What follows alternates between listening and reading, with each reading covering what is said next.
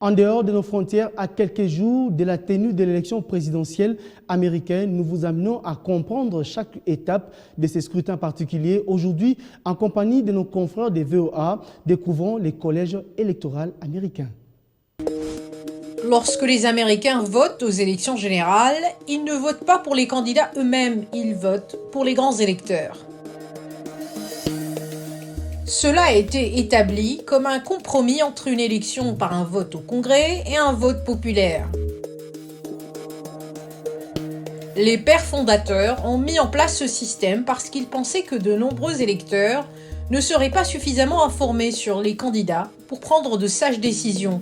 Les grands électeurs de chaque État se réunissent en décembre après les élections générales pour élire formellement le président et le vice-président. Les votes sont comptés par le Congrès en janvier. Chaque État et Washington DC reçoivent les votes des grands électeurs en fonction du recensement pour un total de 538 voix.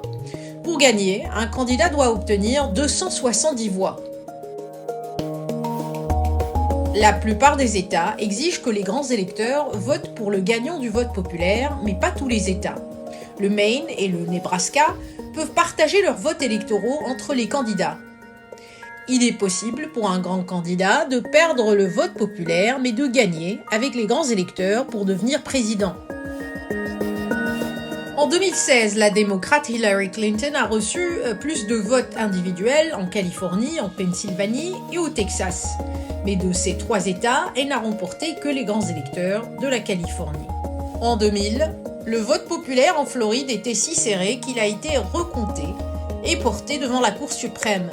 George W. Bush a gagné grâce aux 25 votes électoraux de la Floride et non au vote populaire national. Des appels ont été lancés pour modifier le système, mais cela nécessiterait un amendement constitutionnel, ce qui est très difficile à réaliser.